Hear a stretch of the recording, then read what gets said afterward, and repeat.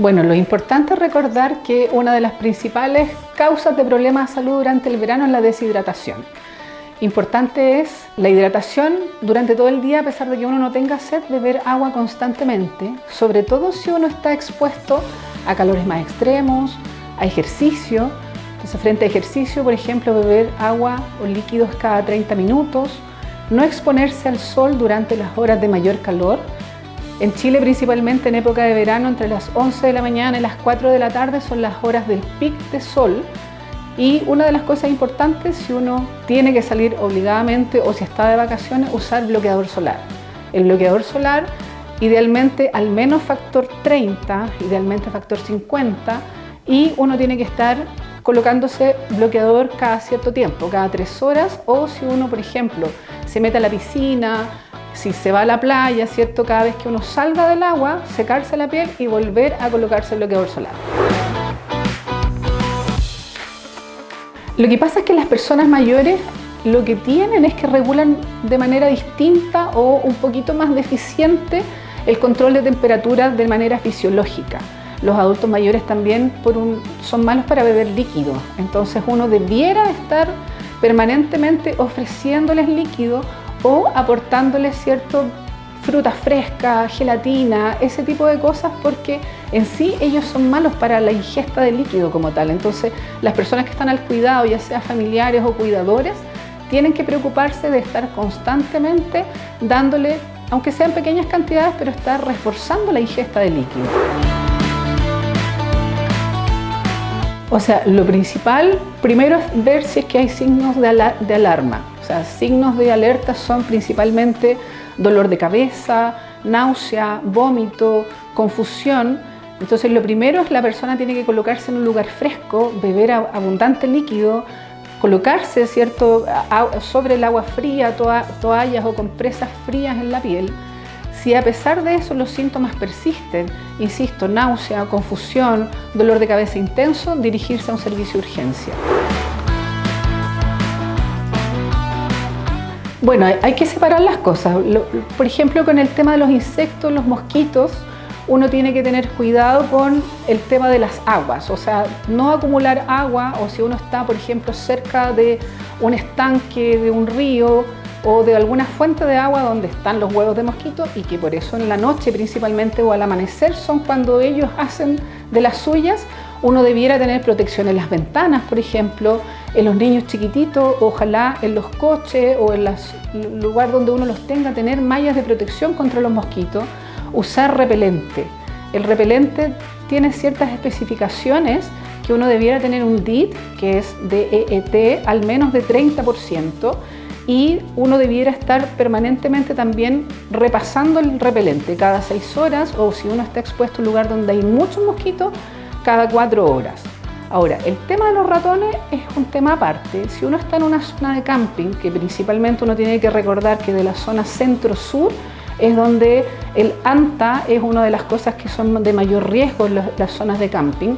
Si uno llega a un lugar, por ejemplo, no transitar por senderos que están establecidos, no adentrarse, ¿cierto?, en sectores donde sobre todo el pasto es largo, pastizales. Por ejemplo, si uno va a acampar o si uno va a un lugar como una cabaña, si estamos en una cabaña, lo primero, mascarilla. Si una cabaña que ha estado cerrada, uno se coloca mascarilla, debiera ventilar, abrir todo, 30 minutos al menos, ¿cierto?, limpiar las superficies con cloro. Y lo mismo el tema de las basuras. La basura debiera estar siempre en receptáculos con tapa. Si no hay recolección de basura, uno debiera enterrar la basura al menos 50 metros del lugar donde uno está y al menos 50 centímetros, ¿cierto?, de profundidad. Entonces uno debiera tener esos cuidados, y lo principal, como yo decía, no exponerse. O sea, si hay zonas de pastizales, zonas, ¿cierto?, de senderos que uno en realidad no conoce el lugar, evitar transitar por esos sectores. La verdad es que el virus anta tiene un periodo de incubación, entonces inicialmente uno no va a tener síntomas. Recordar que el virus anta se contagia por los aerosoles de los fluidos de los ratones, ya sean fecas u orina, y el periodo de incubación es hasta 45 días. Entonces la principal complicación son los síntomas respiratorios.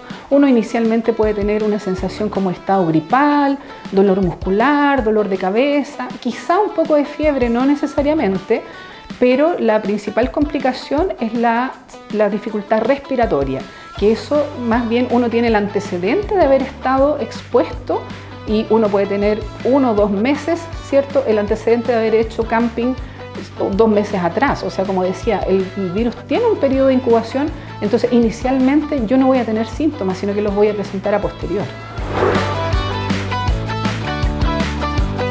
Bueno, afortunadamente en Chile prácticamente el único insecto, bueno, que en este caso es un arácnido, que es la araña de rincón, muy prevalente en el verano, tiene ciertas características y que el resto de los mosquitos o arañas no producen mayor riesgo, sino más bien si es que la persona es alérgica. Pero por ejemplo, cuando uno tiene una picadura de araña de rincón, lo principal, uno tiene que visualizar cómo es la lesión. La lesión inicialmente se produce una lesión blanquecina en el sitio de donde fue la mordedura de araña y luego a través de las horas se va colocando de un color morado intenso y luego de 24 o 36 horas ya es una placa necrótica porque ese tejido se muere, entonces el color es negro. Entonces uno inicialmente debiera valorar cómo es la evolución de la picadura. Si la picadura como tal es una roncha que está enrojecida y ya han pasado 2 o 3 días y no tuvo esa evolución a morado negro, uno se queda medianamente tranquilo y uno lo trata como trata todo el resto de las picaduras. Inicialmente manejo del dolor, frío local para que la roncha en sí no siga creciendo, antihistamínico, si la persona es muy alérgica, por ejemplo, una de las cosas que uno debiera incluir en su botiquín de vacaciones son los antihistamínicos, si uno tiene el antecedente de ser alérgico a las picaduras. Ahora, si la picadura como tal me provocó una gran inflamación, por ejemplo, personas que no saben que son alérgicas y es primera vez que sufren una picadura de abeja, se produce una gran inflamación, dolor, aumento de volumen, pueden llegar incluso a tener un shock anafiláctico. Entonces, si la persona parte con dificultad respiratoria, edema de las mucosas, inmediatamente dirigirse a un servicio de urgencia. Bueno, lo principal, un botiquín básico para el verano o para vacaciones en general, debiera incluir analgésicos. Analgésicos, por ejemplo, paracetamol, algún antiinflamatorio. En esta época, como es muy prevalente los dolores estomacales, por ejemplo, llevar pargiverina, que es el más conocido, la marca comercial es Viadil. Otros tipos de cosas, por ejemplo, pensando en heridas. Heridas uno debiera llevar compresa, algún tipo de gasa, ¿cierto? Tijera, termómetro, porque yo, ¿cómo voy a saber que el niño está con fiebre? ¿Cierto? Lo ideal es llevar un termómetro. Nunca olvidar tampoco el bloqueador solar, que es parte también del botiquín. Eso principalmente. Ahora, las personas que tienen enfermedades crónicas debieran incluir ciertos submedicamentos de uso crónico. No olvidar los medicamentos o bien tener una receta al día por si eventualmente sufrí, no sé, se me extravió el botiquín, se me extravió el bolso. Las personas muchas veces viajan en avión o en bus y la maleta se perdió en el camino. Tener una receta que esté al día con sus medicamentos de uso crónico para poder comprar en el lugar donde estén y no saltarse en el fondo las dosis para evitar descompensaciones de sus enfermedades crónicas.